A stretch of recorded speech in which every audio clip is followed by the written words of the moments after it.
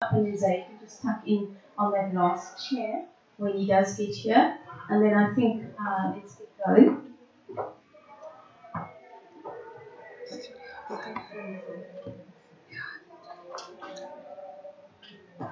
Okay, so welcome everybody, and I'm going to do things a little bit the other way around. I want to welcome in particular our audience this morning who's taken time out on Saturday to have this conversation with us. And I'm particularly calling it a conversation this morning because I hope that it's something that we can have together and learn from each other and share and exchange information and experiences.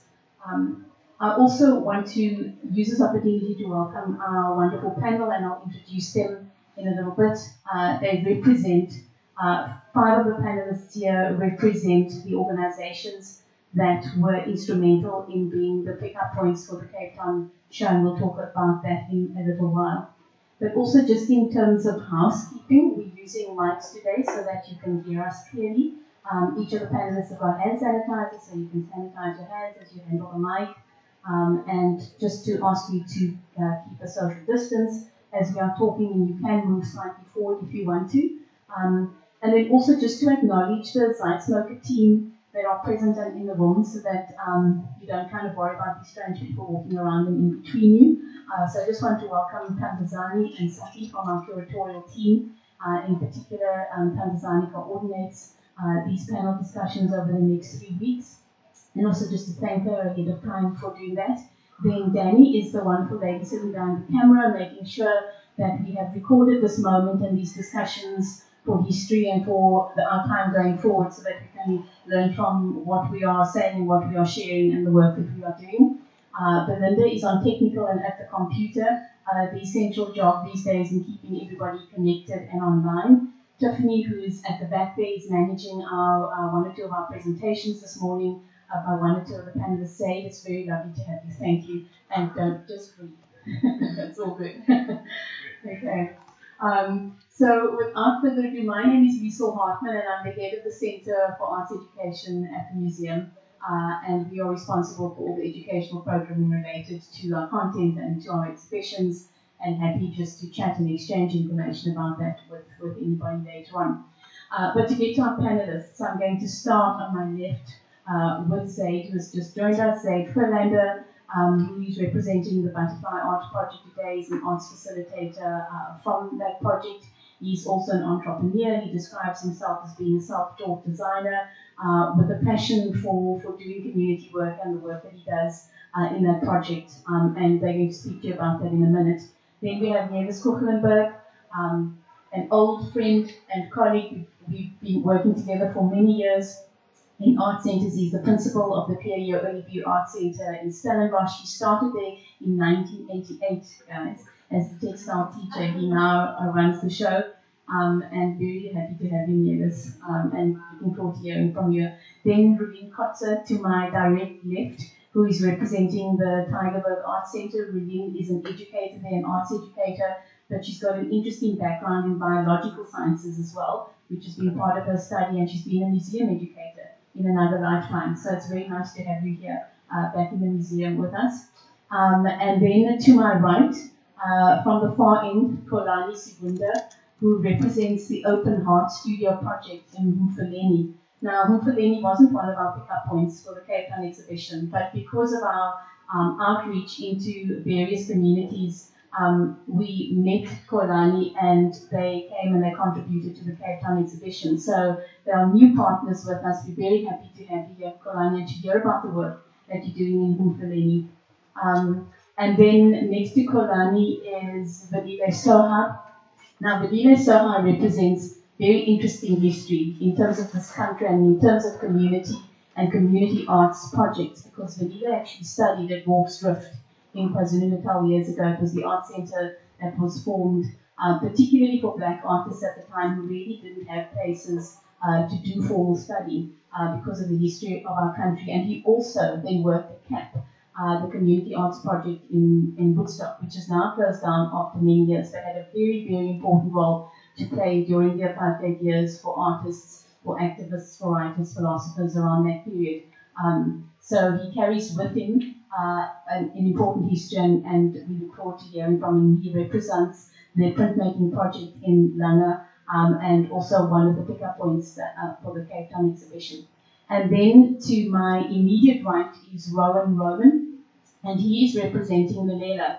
The museum has a formal partnership in that we run after-school programs with Lelela at the museum. But Lelela has many arms to its organization, and it works in very many different parts of Cape Town, and they do important work in the city in all kinds of ways. And so Rowan represents that work not only from a museum perspective, but the work that they do in the broader Cape Town. So having introduced all of the panelists, it's really great to have you here this morning. And I'm going to give each panelist just between 3 and 5 minutes an opportunity to speak about the work that they do and their organizations. And I look forward to hearing from them. So Zaid, we can start with you, because you came last. We have a little video of the Butterfly Project. Would you like us to play that for you? Okay, cool. So Tiffany, over to you. We'll start with that.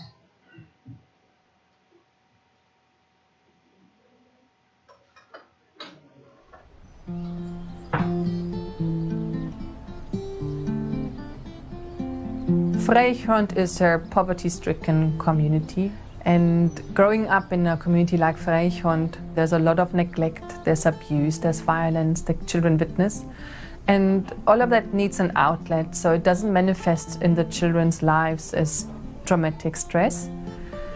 And art is a great supporter in that, because when they sit down, they have a little private space, and they're in touch with themselves, and they can express what they're carrying on their chest and in their souls. We always allow for the children to express themselves. We provide them lots of materials, lots of paper, and that is where we actually see what the child is capable of and what the child maybe wants to share, or what is maybe happening in the child's mind. It's looking really good, Hugo.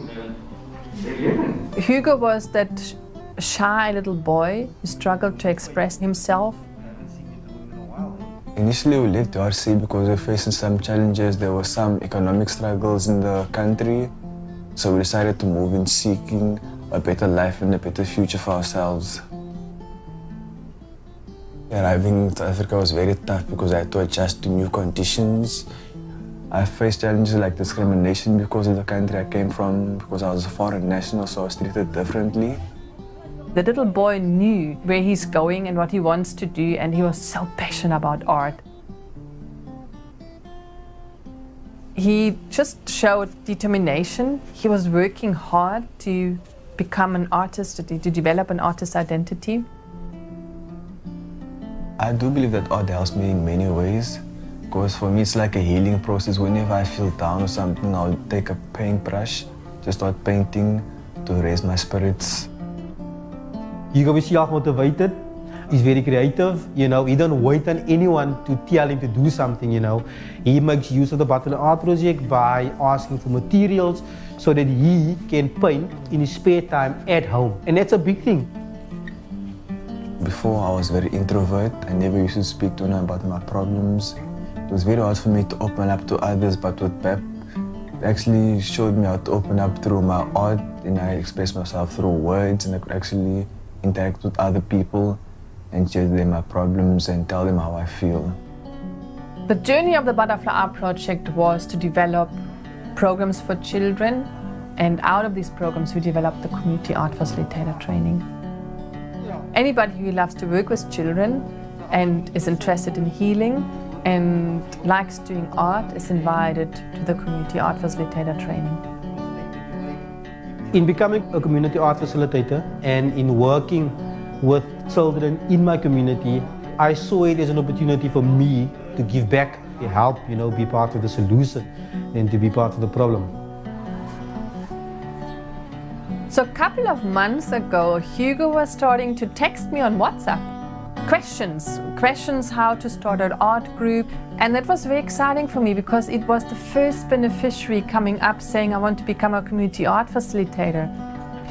I want to start my own classes so that I can help other children and people of my age experience what I felt, and also let them know they're not alone, and also help them get through the struggles of life.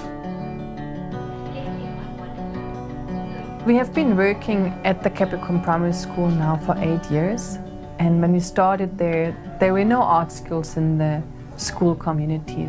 And if you look now, we can be very, very proud that whole community is filled with little artists. And I hope that we inspire enough people to go and start your little art centers in other communities, help as many children as you can.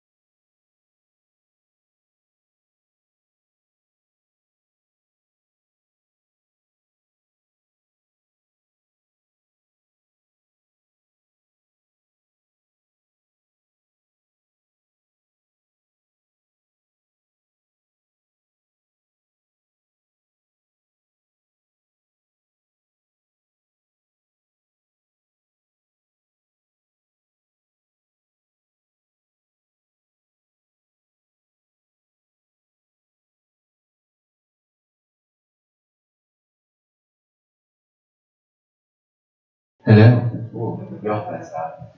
Hi everyone. So Butterfly Art Project has been running since 2010. So it's been around for even long before that. But yeah, really it was just Angela Kachka, art therapist that came down and she saw these informal educators and started running play therapy classes from the back of a car. And yeah, today we have, so the program that you go in the video is actually applied to our community art facilitator program. And we have about 177 of these community art facilitators across South Africa, all implementing healing art classes with kids of their own, and groups of their own. And it's all about identifying yourself as an artist, but as well as using art therapeutic skills and embedding that in day-to-day lessons. It doesn't have to be as an art class, but it can manifest in many other different ways. So, yeah, that's us. Thank you. Thank you very much for that. Yes, over to you. Thank you, Liesel. For me, it's quite a privilege to be here because I come from a surroundings where art was never actually acknowledged. And I had role models and people who inspired me to become the person I am today. I'm an artist, but I first and foremost see myself as an art educator. And, I've started in 1988, but I've been in teaching for 41 years. And if I think about the Art Centre PJ Olivier, it's a Western Cape provincial institution.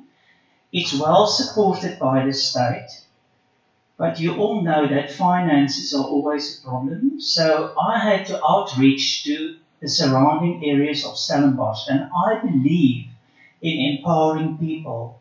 So I've got 1,578 children coming to my school per week.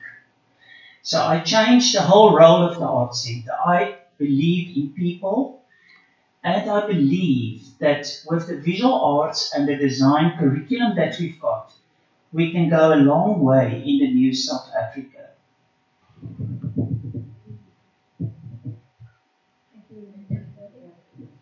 Good morning, everybody. The Targava Art Centre is similar to the P.J. Olivier Art Centre in that it is a government institution, Western Cape Education Department institution.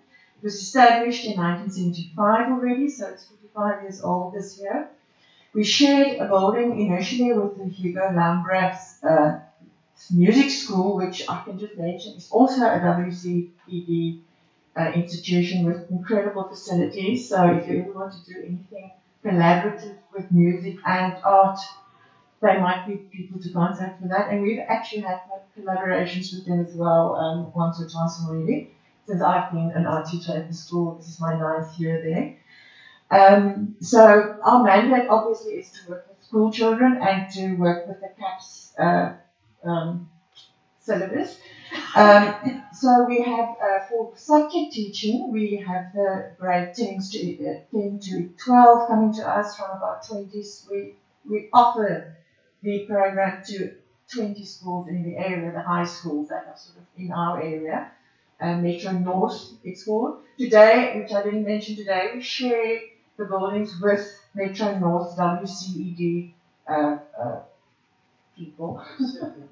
The circus, we share the building with them. And right, literally nice. It's the old Targava High School, so basically it's the same building. So we're in very close contact with them, literally and physically. And then other programs that we offer is we also offer morning programs for all the schools, primary schools in the area, who come for lessons from about 9 o'clock till about 1:30 in the morning. This year, obviously, that was not really possible, but that's what we normally do, from grade R to grade 7. We also have a homeschool component by request, so they, from basically grade R up to the parents, they come for lessons as well, for art projects and so on. Then we also have workshops for teachers. Again, the teachers from the schools in the areas, they are invited to join the workshops. We have regular exhibitions. We host the Istekfit exhibition of the North area as well. We've also hosted the GT Arts Visual Arts project, which Mrs. Lunde is involved with. And that will now become the Maths project, that we have the exhibitions with us, that send the entries to us, and then eventually it becomes that look at all the districts, all the areas, the whole country, and then it becomes a national project, and there's always a really great function at the end. Last year it was held here, the final of the finals, and the prize winners actually happened earlier. So we're involved with that as well. And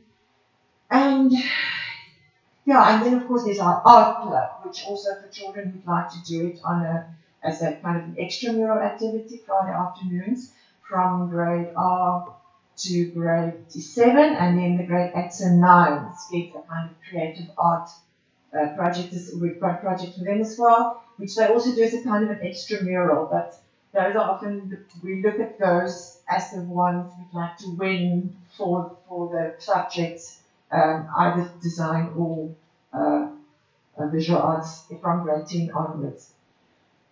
If I left anything out, it's too bad, but I think I've done my 3 minutes now. We're going to cover it, so don't worry. Thank you very much for that. Just to explain to everybody in the room and for those of our audience online, that the WCED is the Western Cape Education Department. So these 2 art centres in particular are art centres that are funded by the Western Cape Education Department, and we are very lucky in this province because we are in fact the only province outside the Eastern Cape that has 2 art centres. We have 7 in the Western Cape, and it's particular to this province. There are no other centres like this in the rest of the country. And each of those art centres obviously have similarities in what they do, but they also have very distinct differences and different communities, which will emerge in the discussion later on. But I want to hand to Rowan to speak about the work of the Lalela project. Rowan, there's a little button underneath, you can just press it and tell us about the work of Lalela. Thank you.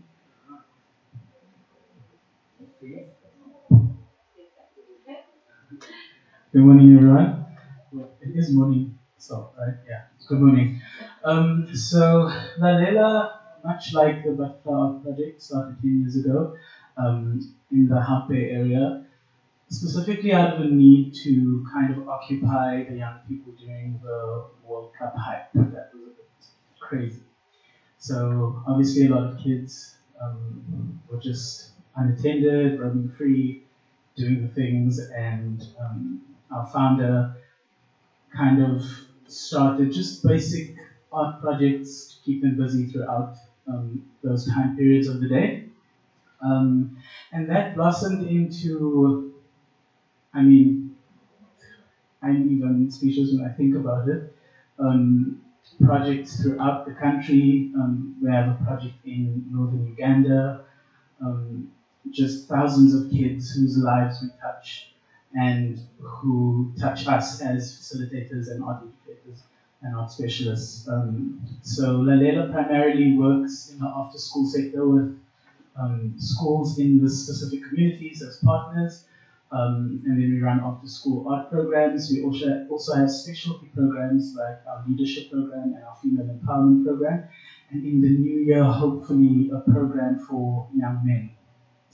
Specifically, given the time that we are in, the amount of just unjust violence that we face, we feel like it's important to also get into that avenue and start, rallying to make sure that as much as we rear strong, amazing young women, we rear strong, responsible young men.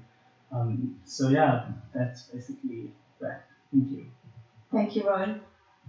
Vanilla, over to you. Hi, everybody. This is a long story. Quite short. So as Lizelle said that I did my studies in university. So the university I spent my time 3 years old. My teacher was from America. He was doing this kind of subject, like creating, painting, sculpture, pottery. So my teacher find out that I'm so good in printmaking.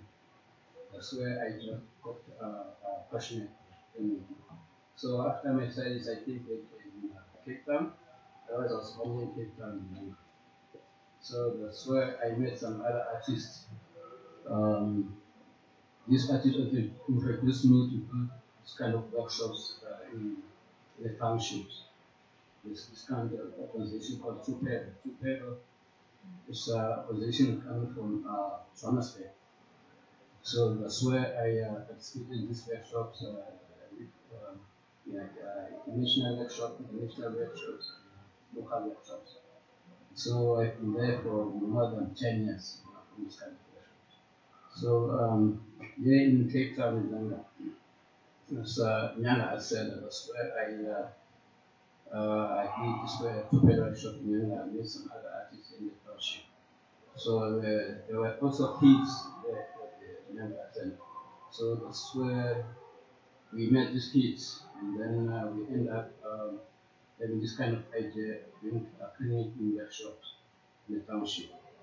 So this workshop started in 2017, 2 years ago. It's a new workshop that we are working with kids.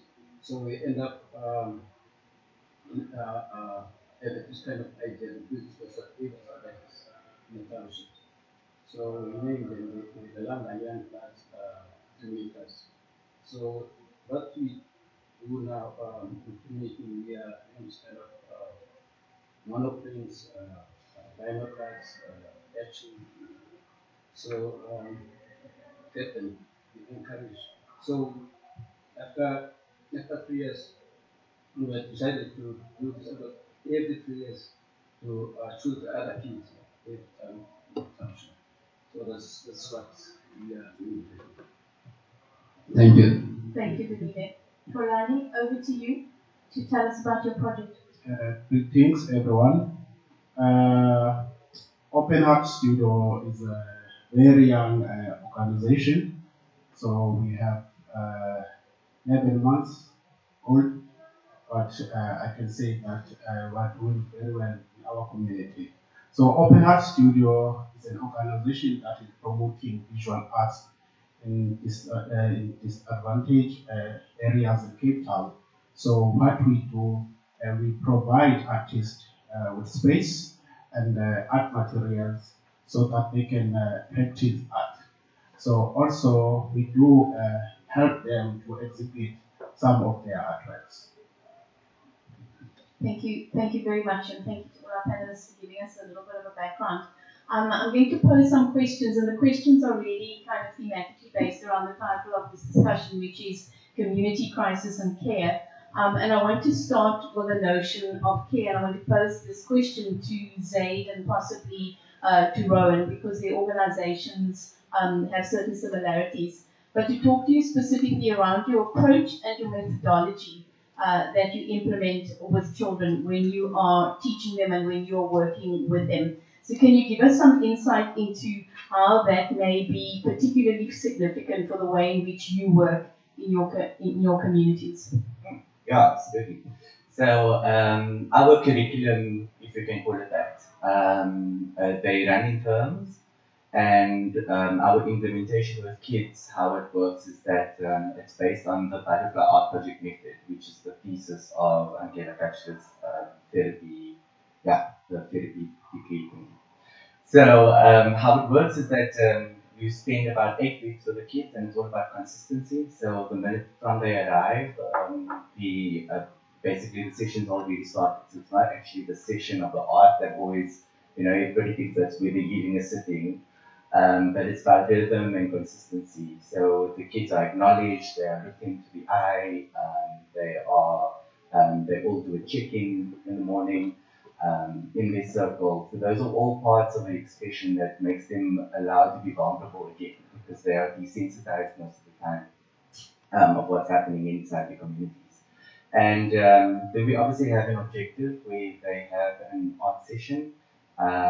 And that's usually about an hour long. So they all have their own space, and they're creating something of their own that's written by a theme. And those, and then there's of course closing, and they have snacks and meals in between.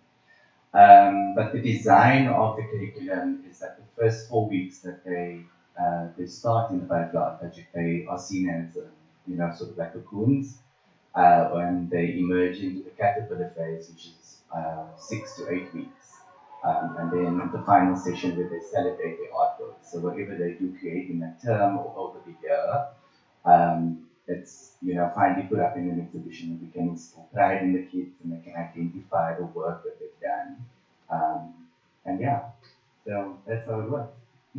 Fantastic. Zaid, explain a little bit about how you perhaps see the children responding to that process from the time that they start and when they, not exactly that they exit, but when they reach the end of a particular project. Yeah, I can tell you about the stuff that we monitor, which I think is quite interesting. Yes. So we have, we call it a child development assessment tool, and it basically tracks, so in the beginning of the session, the first time that we make contact with kids, a very clever thing that we do is we do a baseline drawing. So we tell all the kids, like, draw a family member and a tree and a house, or whatever they think a home looks like. And we basically keep that drawing, and we revisit that drawing a year later where we give the same exercise. You can see how the artistic development has improved for the child. So I love that exercise because it's really a time before, because it's suddenly, the first drawing is like one tiny little man in the corner next to the sun, and at the end of the year, it's like this fully merged family with, including dogs and names and handwritten notes, and yeah, it's amazing. So we track the general development, which is obviously their physical well-being. We ask the facilitators to look inside the scientific collars, we look if there's any signs of neglect, that kind of thing. So that's the general development, and then the artistic skills, of course, and the artistic development, and then it comes to the emotional development, which is all about how they respond when they're given a responsibility. How do they engage with their peers? Has that improved? Are they socially withdrawn, or are they more extroverted, and so on? And term after term, there's a scoring system, and you can actually see whether the child becomes stable. So a lot of people feel like, oh, it means that we want to improve them. It's not about improvement, it's actually about keeping them stable and keeping consistency so that they can be intact with the feelings. And if something happens, whether it's a traumatic experience, which is something that is consistently happening, they build the resources, the resilience within them to relate to that, because they're going to revisit it, and there's no way what we're doing is going to stop that revisit of that traumatic experience. But what we can do is build the inner resources for them to deal with it healthily, so that it doesn't concretize in their system and come out later in their physical well-being, body, or even just how they engage with others and build trust. Thank you. That's amazing. Rowan, from your side and from the Lelelo approach. Thank you. So obviously, surprisingly, our programs are extremely similar, and a lot of that is exactly how Lelelo works. I think it often surprises me that there are so few organizations and people that do this work, because, I mean, just from listening, it's almost like I was mentally ticking off things. I was like, yep. Okay, so at least I'm doing a good job. I'm doing my job. Thank you. And it surprises me because often our beneficiaries live lives that some of us can't even think about or imagine, right? I think something I still grapple with every day is the fact that some of my learners' lives or days start even before my day starts, you know? And then they still have to do the normal kid things, like go to school, right? But before they go to school, they have lived a few hours of, like, you know, making sure their siblings have eaten, making sure their siblings are bathed, are ready for school, are at school, even before they can look at themselves. And so work like this and helping them to use the tools, acknowledge the tools that they've been given through programs like this is so essential, only because they then learn how to put it into practice.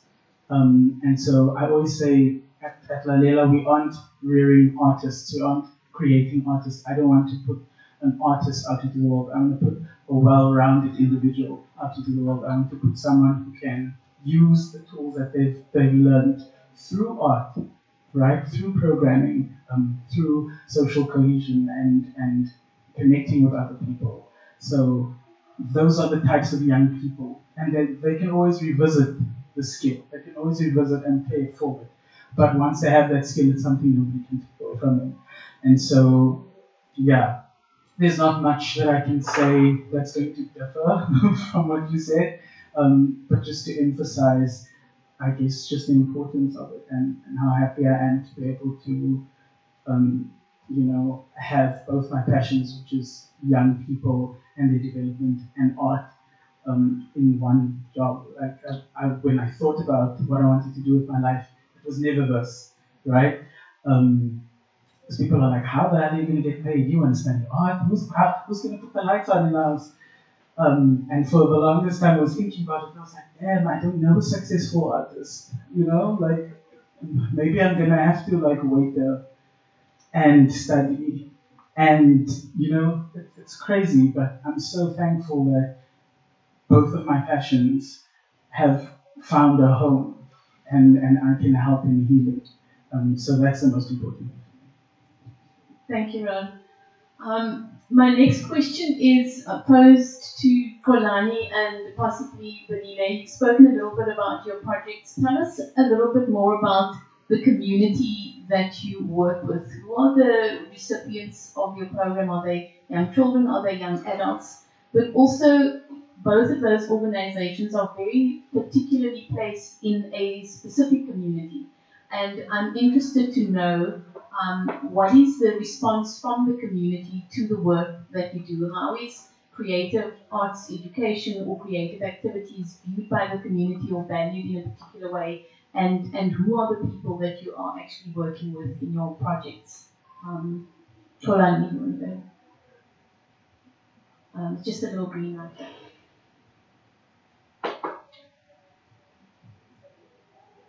Okay.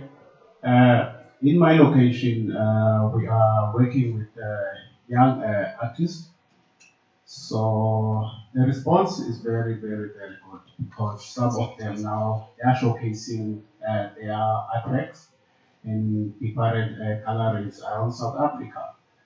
Recently, some of them they were invited to come and showcase at Young Blood Gallery in Cape Town. So that shows that we are doing good work, and they are selling, they are making money, and that brings an excitement even to the people of our community. Thank you, Kolani. Vinile? The people that I met when we do these tutorial workshops in Nyanga. So it's Ledelmo and Abongiden. So Ledel had this kind of idea of the skills to do this community workshop. We started this workshop in Nyanga at Center. That was 2 years ago. So after that, things I think right there in Nyanga. So we ended up have this kind of idea to do these workshops in Nyanga. So that's where we started this. That was a year ago. So at my place. So we invited these kids. These kids are from Lower Crossroads in Nyanga. So there were about 10 of them.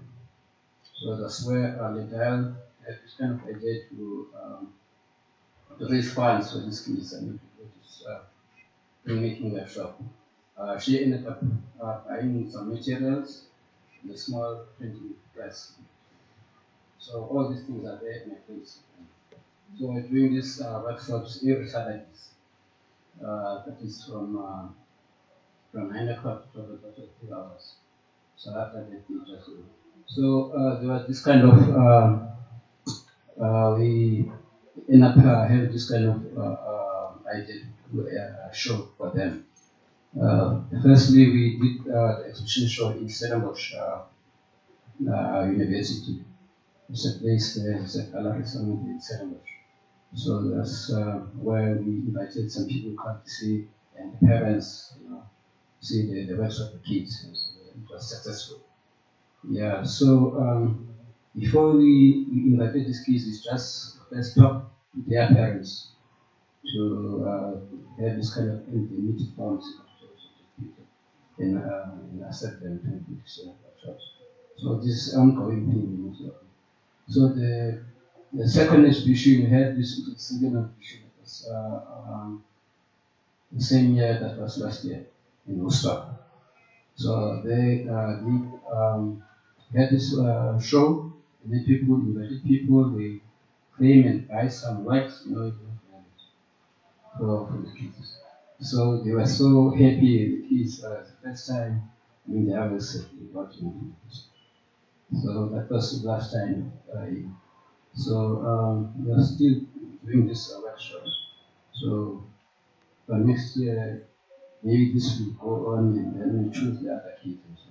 That's what we are doing right now. Thank you, Vivian. Thank you very much. My next question is to Nevis and possibly Ruben, but really inviting all of the panelists who would like to share and to contribute. And it's around the thematic of crisis. Now, if you you've heard about the fact that the art centres that are government funded, one would assume that in terms of funding and resource, that everything is there and present and that there are no issues. But having come from a background of working in art centres myself, there are very particular challenges that I know all of your organisations face in one way or another. And funding, I know, is probably at the root of everybody's. But just from Nevis and Ruben's side, just a little bit of a contribution about what the challenges are and also the things that drive your success, because you have been successful in what you've done, but I know that there also are rooted challenges there that you have to deal with, and if you can just share that with us, that would be great. I think that's one of my strong points over the past 14 years, and if I look back I acknowledge people in my community. I've reached out to people that have got a feeling for art. And you know how that happened? It's my own personal involvement. I'm involved in 9 committees in Stellenbosch. It's quite a busy life. But this is one of the main things in my school improvement plan that I set for myself. I said to myself, you need to empower the school not just with knowledge and skills, but you need to support everyone with the financial backing. Because you know, when you create, you must be free. You can only be free if you can experiment and if you can have open doors. I believe in that. So what I did is I started with the Arts Association in Stellenbosch, and I've been the vice chairman. And I actually went to all the people, the stakeholders in my town, museums, I went to galleries, I went to individuals, and I had a meeting with them personally, and I told them from where I come from and what is my actually goal for the children in Stellenbosch. And they said to me, okay, they buy into it, but they want to see not just results. They want us to keep a record of where these kids go after school. And that is very important. You know, I've got a very good track record of where my children landed up. I can just tell you about one example. This was this one girl. She came from the Platteland. She couldn't speak English. She went to an English school.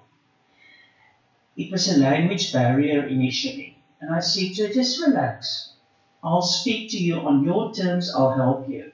The parents struggled a bit financially. I got all her school fees paid by people. She was in hostel. And I could see over 3 years how her confidence grew. Not just in textile design that I teach. I can teach all 9 disciplines at my school. I can really do that, but I'm one person. So I chose design. I've got a classical training in a Western tradition. My major in my 4 degrees that I've done was in painting. But I love textile design because I had good role models and mentors that helped me. My mother was a seamstress. We were not rich. But I know she made these garments for these people and she changed their lives. And I decided I'll go into textile design. And the real fabric of our lives, and I bought this in Bali, all the cloth that I'm wearing here. This I bought in Washington. It's Turner's paintings printed on my Doc Martens. But what I'm saying is, I'm a living testimony of someone who came from a background where I really had to struggle. So I believe in children and I open the doors. Now, financially, I helped her. She never had to think about money. And she worked extra. I worked every Saturday, not just the normal curriculum. Saturdays, I had workshops at my school. We did silk screening. We started to make products and I started to sell that for extra pocket money. All of them, I opened the bank balance. So when they went in their first year, all their studies were paid. Last year, I handed out over 300,000 at my prize giving. Not in terms of money to the kids, but in terms of bursaries and supporting them after matric to give them that open door in their future. Now this particular girl, she finished matric. And she did very well. She got a distinction. I'm happy about that. That was not my main aim. She got it. And the parents came to me and said, what must I do now? I said, your girl, you don't know it perhaps, but she's got this dream. She wants to become a fashion designer. I said, a fashion designer? Is she going to be able to live? And I said, listen, I'll open a door for you in the Parsons School of Design in New York. Now, how do I know about this? I toured every second year with money that I got externally. We don't have the money. I go to all my supporters and I take my school overseas. And in 2018, we went to New York to the Parsons School of Design. You know, I've got goosebumps now, but it was the most amazing experience to walk into those design studios, those open design studios, on an international scale where you see the whole world working and how focused they are. And this girl, I paid for her tour, and she was on this, and she got accepted. She's first year, and she's one of the top students this year. So I'm so happy. You see, this is what art does. It opens doors for people. But you need someone to believe in you, and you need to actually go out to your community and identify people. You need to identify situations where you can get empowered and get. And you know what? For me, it's important that those people commit that it must be sustainable. This girl is going to do her honours and hopefully even further. So she opened her own website now, and she's getting all these wonderful comments from people. So I'm just saying, you know, that's a success story I've just told you, but there's many of these things that's not visible. And you know, in art, we work in all art-specific contexts. People don't always see you, but know that someone, me, know where it all comes from. So I've got a lot of respect for the audience here today and for the people who can spell out their vision and their mission, because this is what art does. It is, in these difficult times, it empowers people tremendously. You can just go up a few stories and see it upstairs as well. But this is what it does. Thank you, Lewis. Really, I think that should have been the last word, actually, on that rousing note. Okay, so now I'm going to sound a lot more mundane, but anyway, coming back to your More important. coming back to your thing about finances, I think what is important in a way, I think we did touch on it. The art schools are all in different contexts. You also mentioned it. The area that we find ourselves in is not a particularly wealthy area, generally, a large part of it. So financially, it is a problem, although we get some subsidy from the Department of Education. A lot of what we have to buy towards being able to offer our subjects, we do for our school fees. We do accommodate people who cannot pay, but finances is definitely a problem. One of the other problems that we've been experiencing over the last couple of years is just simply transport to the school, which means that in future we will probably have to consider going out more than getting the kids to the school itself. And then also, very often, in terms of the subject learners, they have a problem in terms of having to do it as an extra subject, which becomes incredibly taxing because many of them don't realize how much commitment the art actually asks of you. So those are some of the problems. In terms of what is great about the art school is the fact that the kids come there in a way, because it's a totally different environment. They don't experience it as a school because they're surrounded. We walk down the passage, we always have exhibitions on, right throughout the year. So the moment you enter into the school, you move into a completely different space. And we also have fine music, radio being broadcast everywhere, so you've got this music. So it's got a very particular atmosphere, which I think does, actually you should have touched on it, but you've got a much more difficult situation, obviously, than we have in many ways. But it is that feeling of coming in, being yourself, being somehow allowed to create, being guided towards achieving something, being allowed to think out of the box. I think one of the main advantages and things that we should absolutely nurture is seeing things from many different perspectives and understanding that there's not only one way of doing something, that there's not only one way of being right, and so on. So what is successful for us in a way is having the school and the separate fantastic space. What is difficult now is to often to get the kids there. I don't know if you just check if my colleague said anything that I left out. It's all slippery things in a way. So we are often thinking about how we're going to proceed forward. If for us it is important to have subject learners. That's the thing that we're stuck with. That's what we have to do. We have to get the kids there. We have to offer them design and visual arts. But if the numbers drop all the time, we start thinking that maybe, I don't know, there's something that comes up that we just... The problem is where we are, numbers. I'm not worried about numbers. We've got the great things coming next year. We've already got 110 children. that came for a little test, the aptitude test. We give them 3 choices. They can choose which one they would like to do.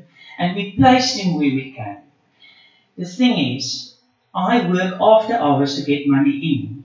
Our budget is a couple of million a year. And I'm honest when I say this, I can pay 5 people, educators, salary with that.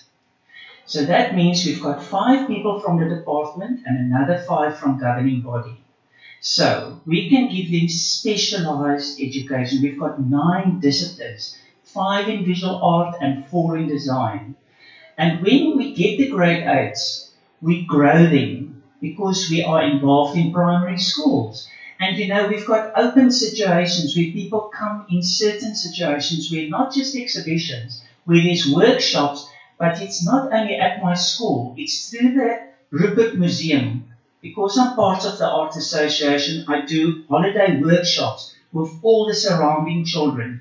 Last year I did 4 workshops, the whole holiday, and I did with Jamestown, this is now our context, Ida's Valley, I did Cluttersville, and I had the children of a very difficult home. They had no parents. So all these people came, I got the buses, they were bussed in, they did fantastic projects. Those children's lives changed. I even got food for them. You know, they respected everything, the material. You know how many notes I get regularly from these kids? I've got a huge pot at home and I just post them in. That's my memory pot of all these wonderful things. And that is how I feed myself. So it's the whole thing, first of all, get involved in your community. That's a pivotal point.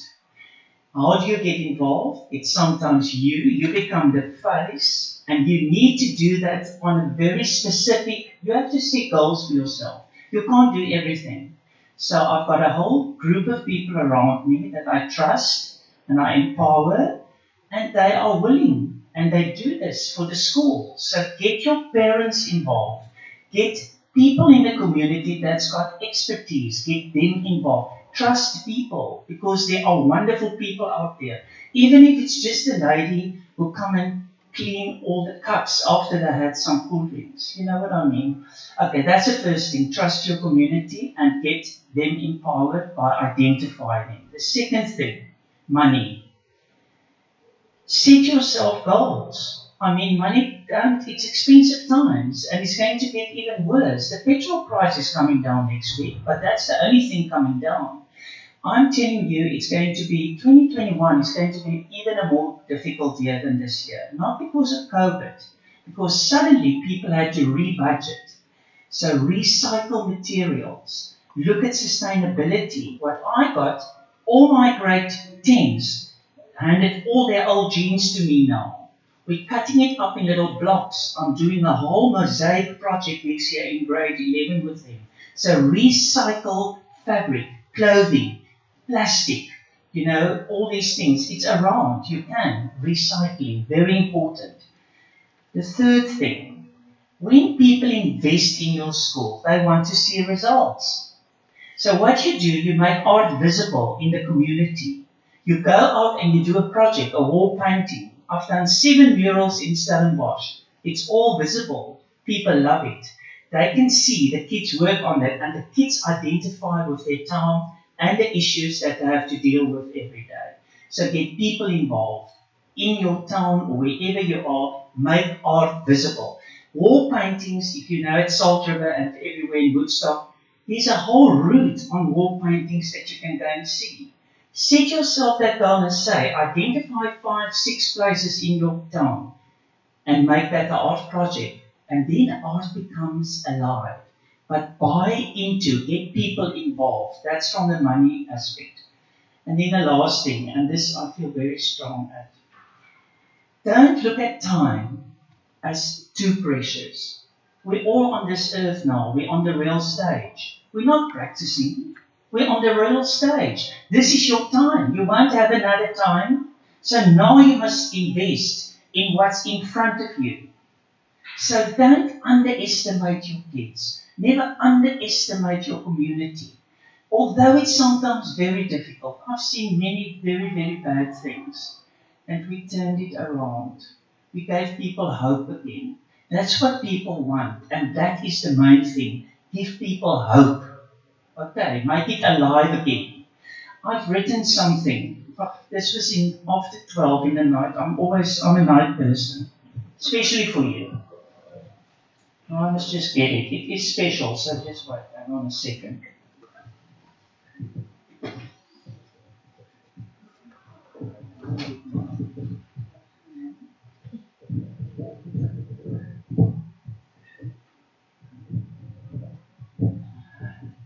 I say this to you, this the audience. I didn't know you, but this is what I want to tell you. What an exciting time to be young and creative. The fourth industrial revolution has arrived, and artificial intelligence, robotics, and the Internet of Things are no longer science fiction, but very much a reality. Creativity has gone from being a soft skill that was a nice to have to being so valuable that an entire creative economy has emerged. There are 4 C's, you all know it: creativity, critical thinking, communication, collaboration. Those are the STEM subjects, and this is what we are dealing with. Very important, people. Critical thinking. This is what this is going to keep us alive, to look at things, to solve problems, to innovate. Visual arts are an excellent discipline to build and utilize critical thinking skills. Now, I can go on and on with researchers and what they said, but challenge yourself. Be critical thinkers. Go to an exhibition, visit this museum, and ask yourself, where are you in this bigger context? Because this is the real state. Always remember that. Thank you, Neelis. I want to sort of close off with a final question to the panel, and then I also want to use that as an opportunity to open to the audience. You may have questions and to enter this conversation with us around the issue of partnerships, but I want to speak about creative arts and creative arts education ecosystems, something that Neelis has touched on, Zeitz has touched on it a little bit as well, and to ask the panel and to also the audience, how do we develop strong ecosystems that need to sustain us through this time? Different organizations have different challenges. And linked to that, another question is, how does a place like the Zeitz MOCAA, a museum of contemporary African art, support and promote the work that you do in your communities as well? I know we have particular partnerships with people, and we've done sort of projects, and we work with you in various ways. So I just want to hear from the panelists and then also from the audience, how do we develop that very important ecosystem and start having important conversations around supporting the arts and supporting the creative arts, particularly in this time? And anybody can answer that, either from the audience or if one of the panelists want to answer that. Yes, certainly. There's a roving mic, Saki.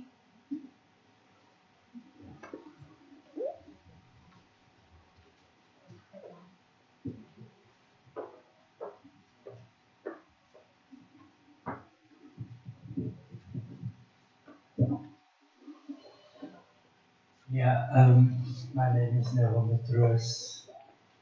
I've had the opportunity to be a reflection of myself with you.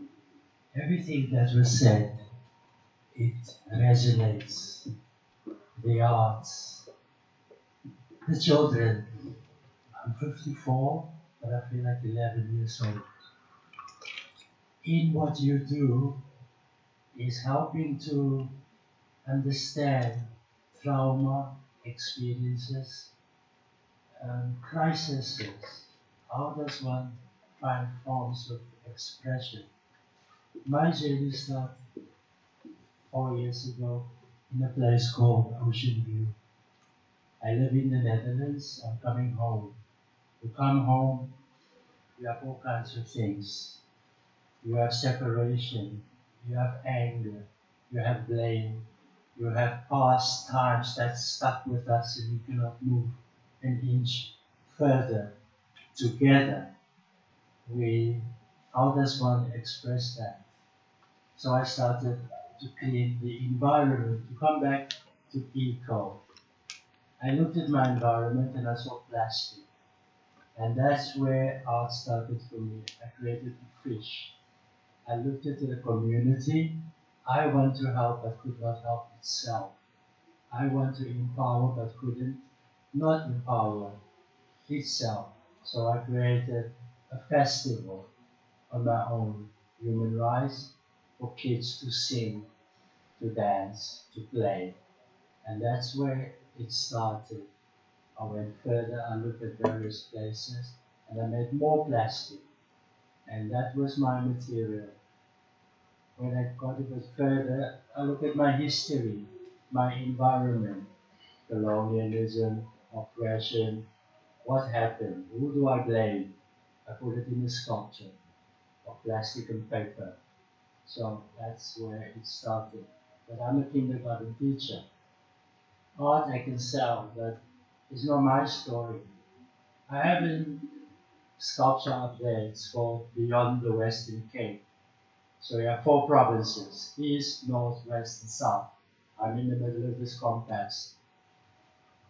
What's beyond is within, and what's within is without. So how do you balance your environment, your interior, your association, your spirit, to become that we all have inside? It's not only the teacher, but if we think of single moms, how do they find expression? You look at gender violence, this current situation, look at women. How do you ask women to heal women when you're confused about identity, sexuality? How can we create a new creation? How do we heal? How do we recapitulate trauma events, war, famine? Because we all have a story, but how do we bring it to the table? How do we sit and share it with each other, that we can sing the same song in the same note? How can the symphony, all instruments, can make that grand orchestra work within our society? And I thank Zeitz MOCAA for the opportunity that I can come home. Now home is within myself, within you. Because without you, I cannot be me. And we have to create that environment that is within us all. And through art we can.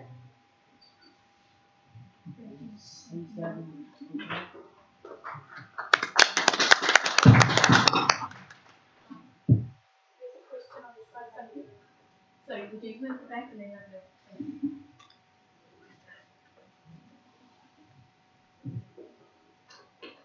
Hi, hello. Firstly, I want to thank all the panelists for the structures they have in place for the communities. I think it's a job well done and it supports the art ecosystem. By the way, my name is Anno. So I think that's as much as we need in our society and our communities is the structures and the families that support those structures, the relations we have to those structures and the name that it has in society. So I think that's a job well done and that's mostly what we need in society. So thank you. Thank you very much. We have a question on the side, Saki, from Nabil.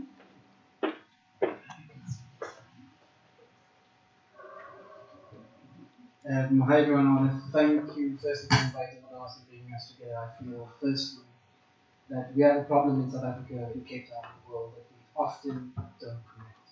So we all find ourselves doing very similar work, but there's this idea. So I have a history, my name is Nabil.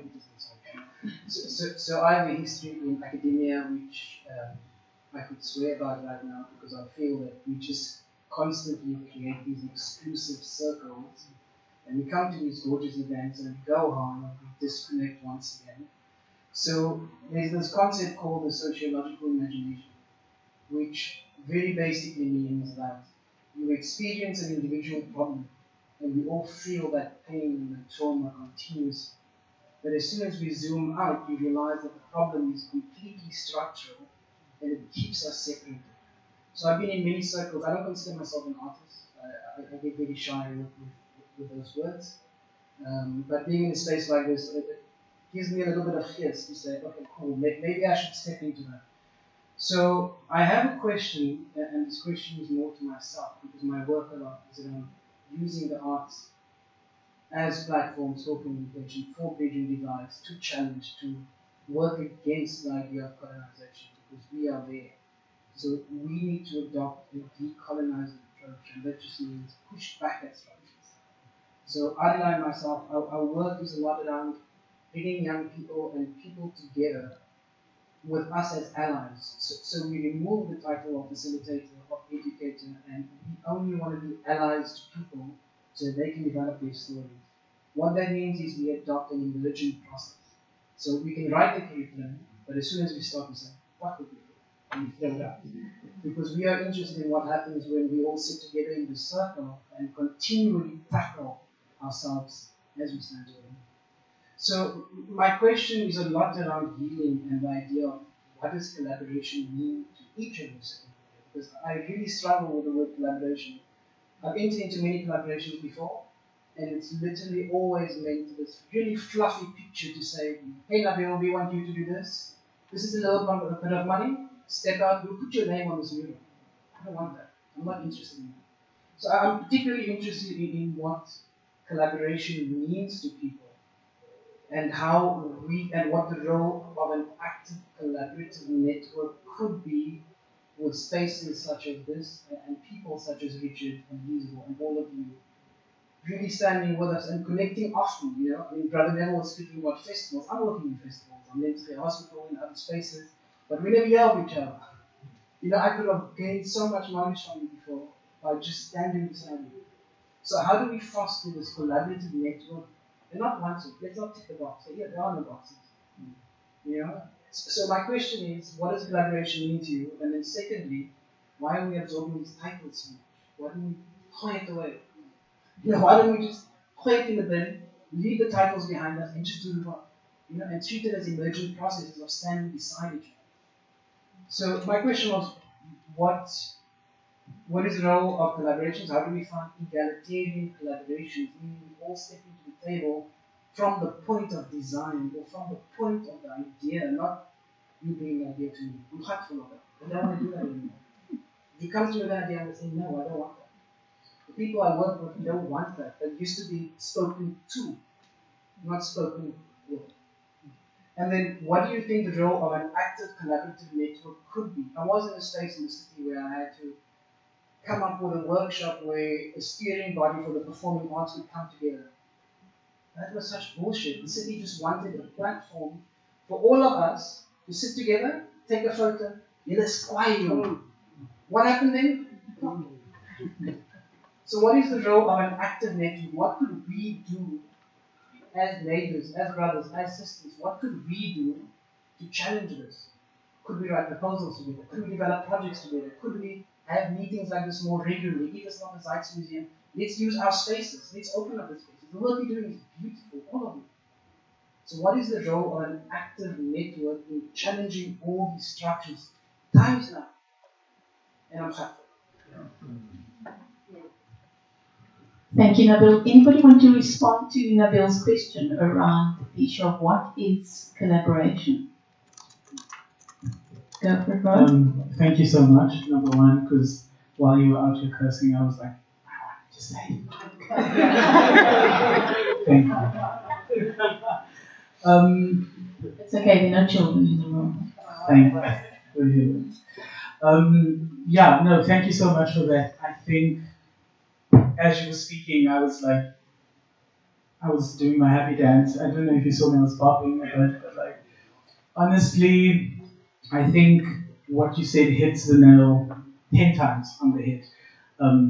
So I think there are obviously many factors that either enable or disable relationships and connections. I do think it's ridiculous that there can be so many people doing the same type of thing and never do their paths even cross. Working in the same communities, never do our paths cross. Working with the same beneficiaries, never do our paths cross. It's ridiculous because I'm a firm believer that your network is your net worth. There's just no two ways about it, right? Unfortunately, and fortunately, we live in a time where it's about who you know. So then why not use that to your advantage? Why not use that to the advantage of the organization, of the people that you work with, of the families that you work with? So I think in fostering collaboration, I'm also not a fan of that word, only because it's like you said, it's a what can you do for me, not what can we do together, not what can we achieve in partnership, right? And I guess every organization has its own politics, it has its own things that needs to happen, but I find this a lot in the NGO sector, which is where I've worked most of my young life, is that obviously the policies and the structures in place has set up that, yes, we need to partner and we need to form relationships, but it's also still a thing of, but we are still us and you still you. Hit your mark, we'll hit our mark. That doesn't help anyone, right? Because at the end of the day, and I love what you said earlier about numbers, it's not about numbers to me, right? Now, some might say it's about numbers for the organization. I am not the organization, right? So where I put value isn't necessarily on how many kids are in my class. I could care less. If I work with one kid for the whole year, I've done my job, I can track what I've done, this child is growing. But also, I don't want to just keep this child to myself. If I find out this child has a passion for something else or is interested in something else, it is my responsibility, because I say I want to put a fully well-rounded individual out into the world. I cannot possibly, by myself or my organization, give that child all of that.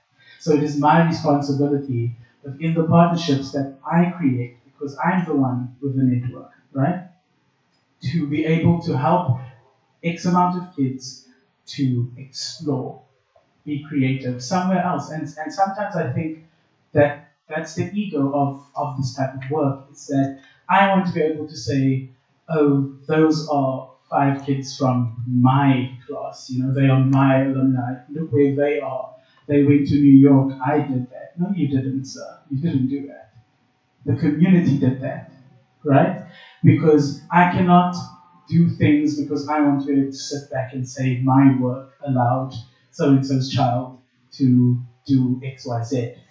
I don't want to be in a community or work in a community where that mentality festers, because at the end of the day, it becomes about what we do for, and that's not what the nature of this job should be. Back in the day, NGOs needed people, right? Because, or let me say, rather, people needed NGOs because it was the crisis, the social ill crisis. And so NGOs were popping up like no one's business. And back then, people needed NGOs. Now, NGOs need people. So this NGO can be there, but it's not going to do anything if there aren't people in it.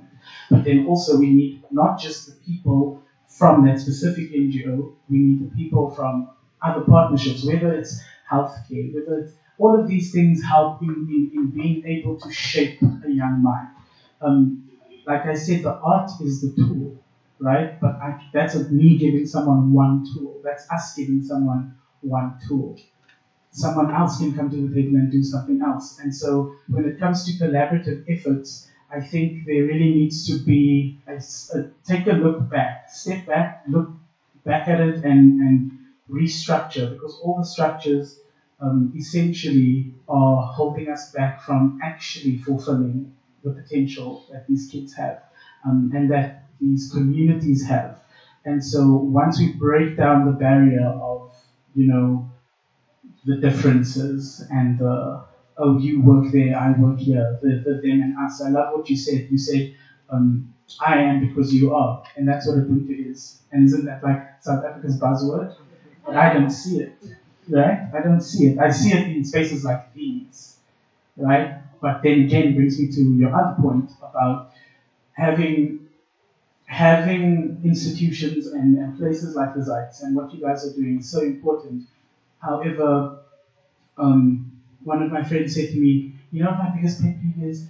It's like everyone is saying, oh, we need to raise funds. Okay, cool. We're going to have a fundraising dinner. Okay, it's 100 grand a plate. Okay, cool. We're going to do this. We're going to do that. We're going to talk about this. The people who need these things aren't even invited to these events. The people who need these things aren't even in the conversations. We're out here talking about, let's fix social injustices. Let's do this and that and the other. We speak about GBV and then we do it at UCT. So okay, what you're saying is that the places and the areas where these social ills live and flourish, those people still don't have access to what we're talking about on all of our behalf, right?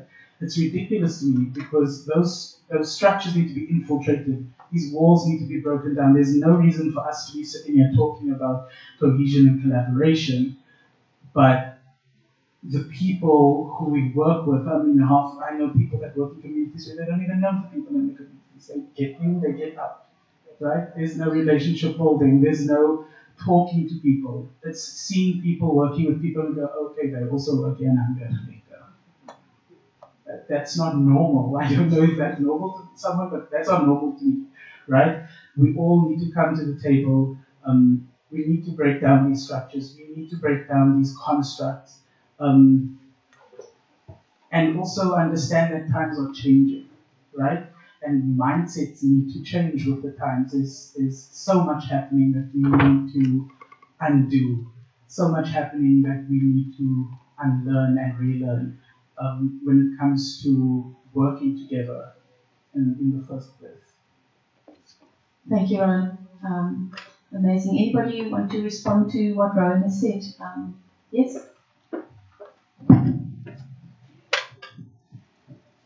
Mark, just introduce yourself. Good day, people.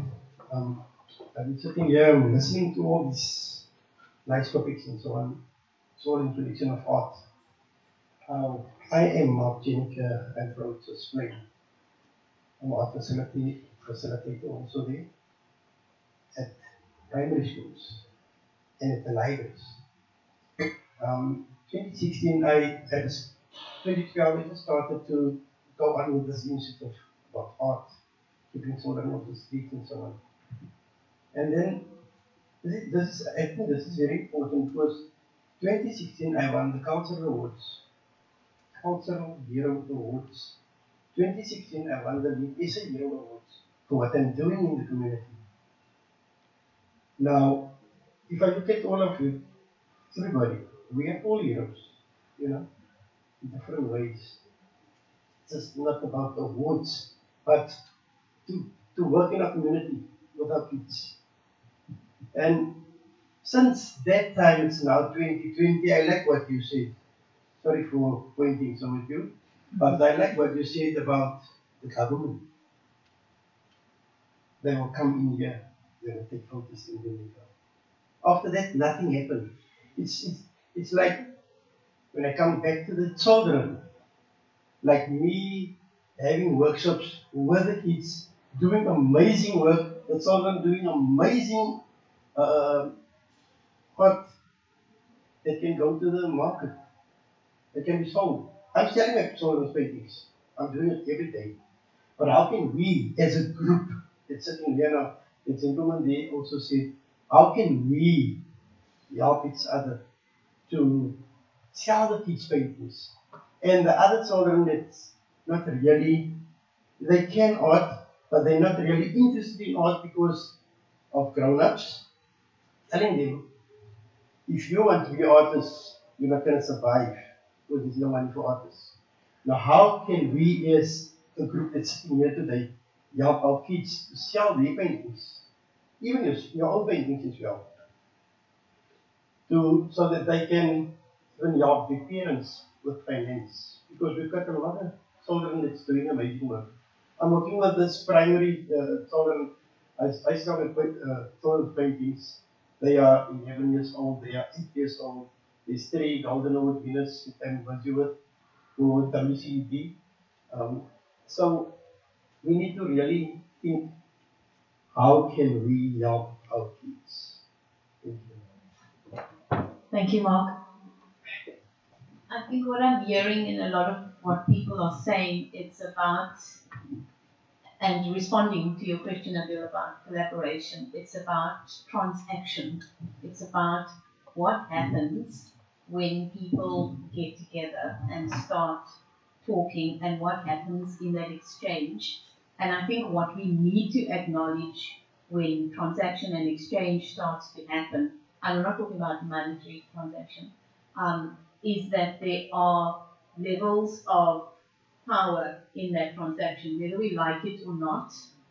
They do exist, and it's about acknowledging what those are and recognizing it, and then saying, well, what are we going to do in this moment to start addressing those things? And those are the things that we are trying to instill in our young people.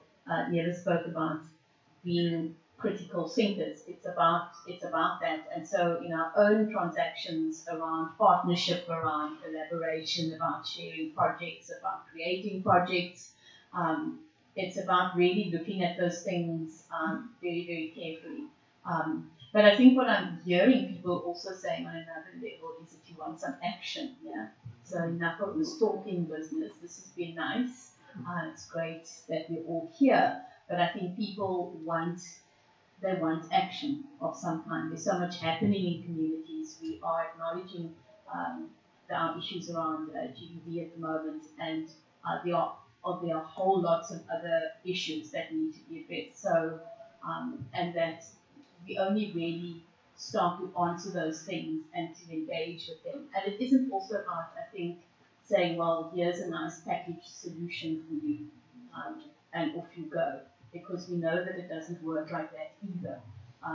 In fact, very much the reverse. So, just my reflections on what I'm hearing people say. Neville, you have another comment? Collaboration topic. Yeah. Mr. Coconut that I can work with you. I have a feeling for textile. I have 3 sewing machines and overlocker. So already I can envision a project with kids. I come from a field of fashion. I come from makeup. I come from all kinds of fields of with kids. I can see that we can come up with something. On a note of how can we sell, I can have access to a market in the Netherlands. So I come from the arts department there. I've worked with many great artists like Sibonge Kumalo, Yuma Sekela. So how do you get somebody across the water? How do you expose our people? How do you expand? How do you evolve? How do you tell new stories? How do you create your own things without providing it? So the possibilities is there, but you have to start somewhere. And once you start, it goes by itself. Certainly. Neres, you have a comment? Again, start with your immediate surroundings. You know, in 2010 with the World Soccer, there was a need in our country for people to welcome all these overseas people. And I started a group of 28 women who worked for 12 months, a whole year, over Christmas. We printed stuff and we made with felt making processes that I did. I'm very good with that. I told them all those skills and they all started little businesses. Unfortunately, only 9 has kept it up. But they are sustaining their whole family with an income, a monthly income. The one woman said to me, it's the first time that we've got meat on the table for Christmas in many years. I said, okay, on that level it's fine. But you know what you bring into the table? You bring in your time and you bring in your willingness to learn new things. And I still got contact with all these people. I go out to Kalmore, I go out to Jamestown, I go out to all these areas. I know these people. And you know what I'm saying is, keep that alive. You've got people that believe in you. Even if you think there isn't people out there doing it, there are people that you've already touched. Keep that whole thing alive. For me, it's important. I invite them to the school from time to time. I said, listen, today we're just experimenting with this technique. And then they said, I don't really want to.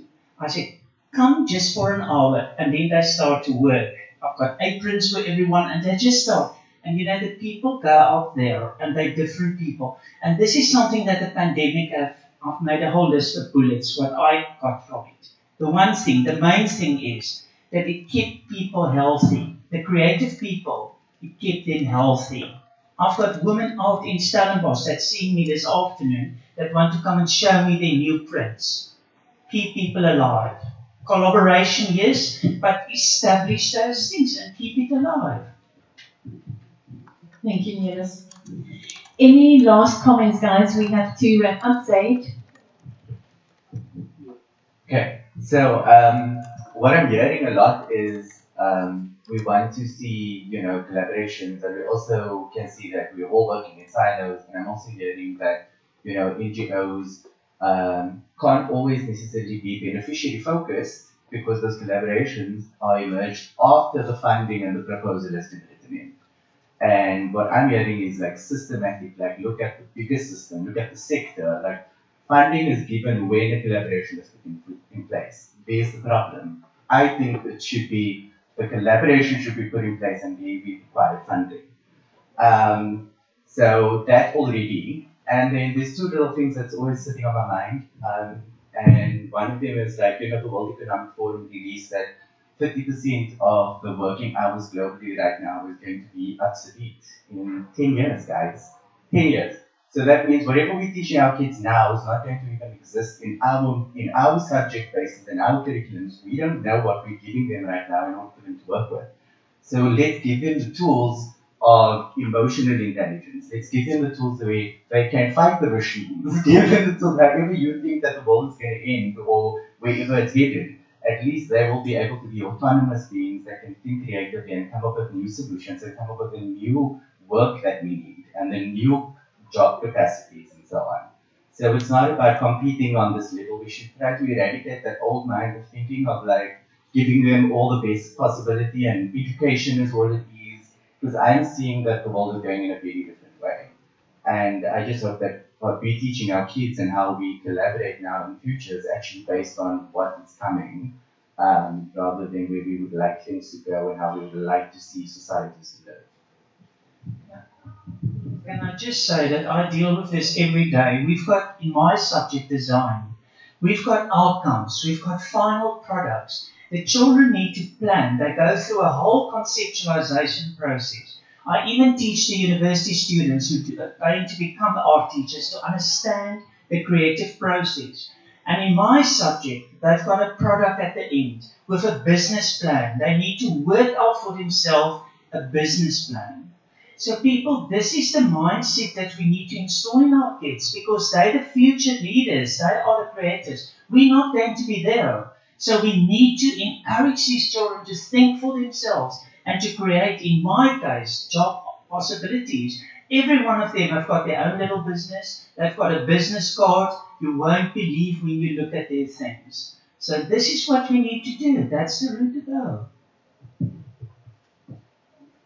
Thank you, Niels. There's a question on this side. Hi, my name is Viola. I'm not an artist or a designer. I'm just an individual with heart. And my heart is with young teenagers, especially women. Also males as well, but especially those that are being discriminated for their gender. So they in my group as well. I'm not an NGO or organization. I'm just an auntie that goes into the Cape Flats, because I'm from the Cape Flats, pick up some young children. We go to the beach. My philosophy is take the children out of their studying environment, expose them to an environment that they're not familiar with. Something different, to say that, there's other things bigger than what you're going through right now. And I'm in the process of developing not an art center or anything like that. It's my home that I'm developing in Worcester, but it's also a kind of a youth exchange residential area where I plan to get other youth from other vulnerable areas or other vulnerable townships or Cape Flats areas to come and come together and just talk. Create that platform for them, to exchange what they're going through, their lifestyles and stuff like that. And also maybe, I'm not a facilitator, but a platform for where you guys can come in and talk to these kids. Have holidays where children can say that, you know what, they also got a kind of a holiday home or a holiday hotel where they meet other children from Kukenap or Butterfontein or something like that, you know. That they can say that they've got pen pals all over in South Africa or in the Western Cape. But I think we should not divert from the idea or from the main purpose of empowering our children. Teaching them life skills, you know, life skills, how to survive this bloody world, how to survive this bloody crisis or whatever that's going on in this world. But I think, collaboration or partnerships is good and well, but action is foremost more important than just talking about it and stuff.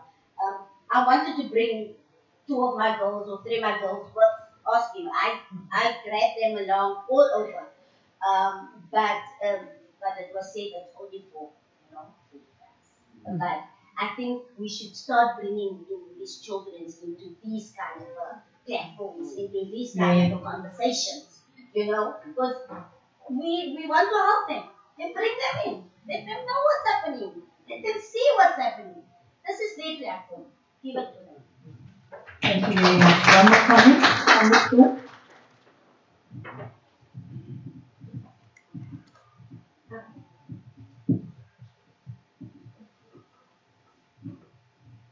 Hi, my name is Lily, and yes, thank you so much for everyone's comments. I'm just like, I just want to talk about everything, but as before you were actually talking, I want to say, you know, collaboration is definitely, we need action, and that's also what I'm hearing a lot, but it does start in places like this, and I'm feeling there's a much bigger need for more talks like this, and what I love is that Zeitz has sent us a list of all of these talks that are coming. So what I'm thinking is, you know, let's keep on coming to these talks, and as you said, bring the children in definitely. But if you're not involved with children, you know, bring in friends in, and let's grow these talks. Let's have more of them, and let's get involved with what we are doing, because you can mention the festival. You've mentioned the festival. I'm involved with the festival as well for Lamaland.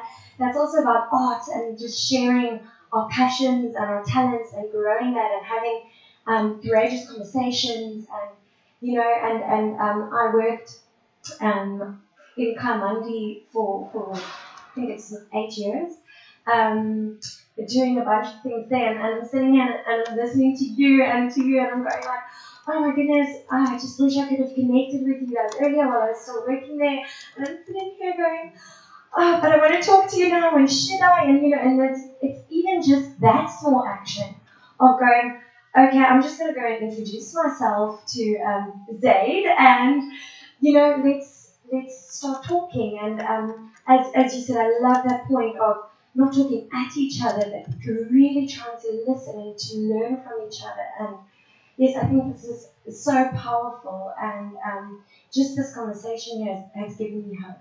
And then the last thing that I just want to let us all really lock in our hearts is just the power of art as a tool. You know, and if I can go like really personal now, is that art was one of the tools that really saved my life. I grew up in foster care, moving from homes to homes, and it was a difficult time. And you guys working with children and people and giving them this tool, it really is that powerful tool. I can't imagine where my life would have been without art and that expression in people. Like I call them angels, you know, because I think we are just like these hands and feet of the divine, and how people invested in me and invested in my life, and we need to do more of that. We need to be the hands and feet of the divine, and just build in this world and bring hope and bring joy and give more of these opportunities when we can. So Thank you very much. That's a really wonderful note. We have two end off, guys. I know we have a digital audience also that we need to draw to a close. Is there one more comment? Sorry, yes, the second.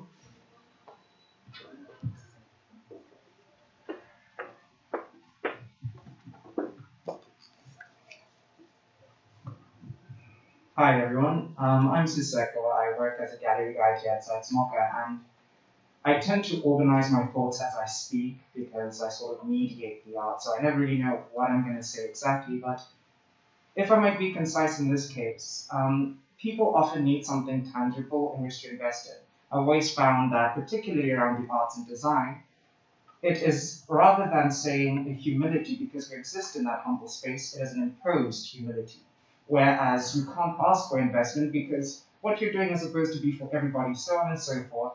And so it should be giving, giving, giving, but at the end of the day, that in of itself creates the cycle of a non-sustainable future for these organizations.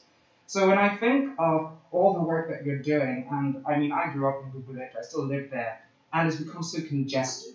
There's no space to breathe. I mean, even plots of land, which could have been used for multiple things, right now are used for low-income housing, and of course, housing is a massive issue. Essentially, what I wanted to find out from you is, how do we then begin to look into the mechanics of your organizations to create a blueprint or even, let's say, a mechanism with which people can use to put forward as proposals to create these initiatives whereby we can point to A, B, and C. This is how they exist. This is how we can track the benefits. This is how they're able to track where these children come from. Because at the end of the day, children in and of themselves, as you mentioned, are our future. But so too do we need to look to our elders and those that have come before us.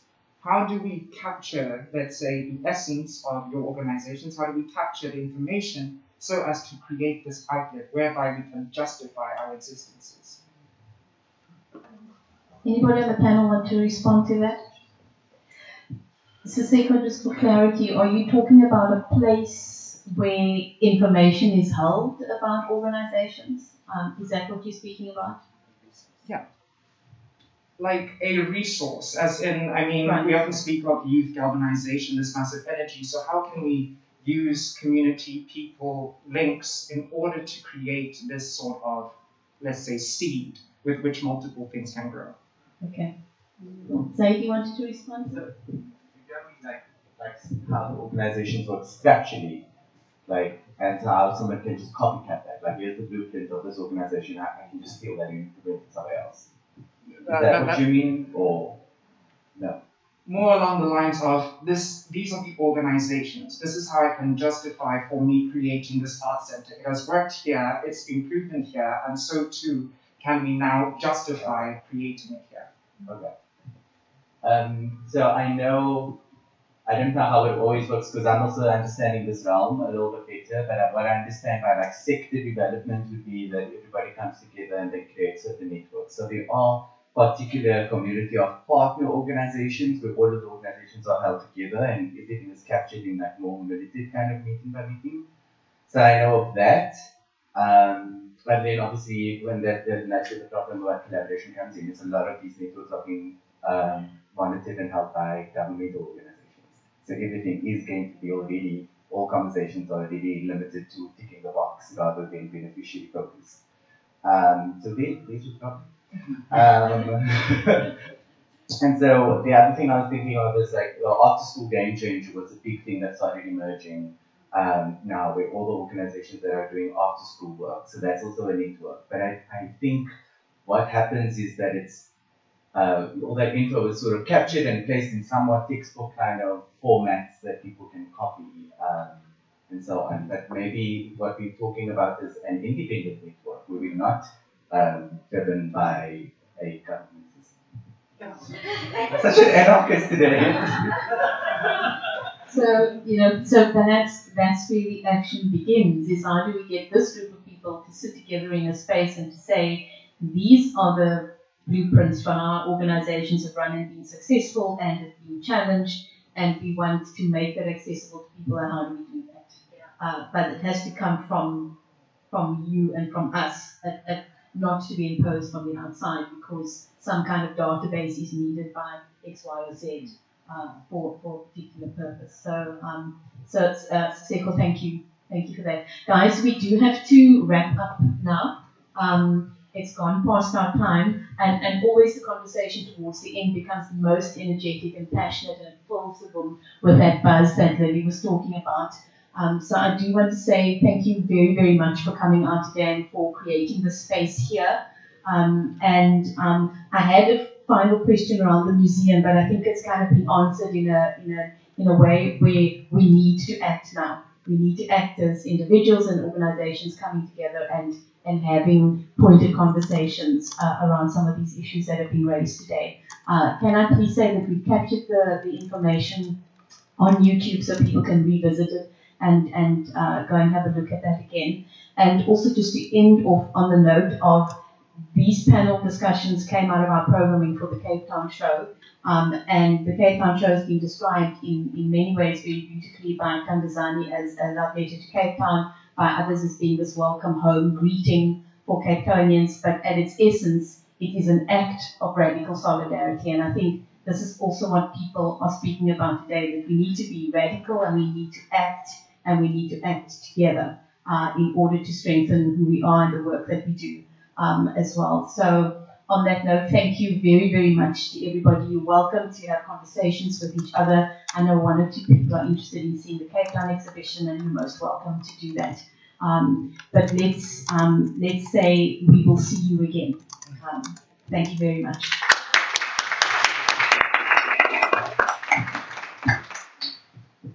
And thank you to our panelists. I'm sorry, I was remiss. Thank you for your time this morning and for your energy. Thank you.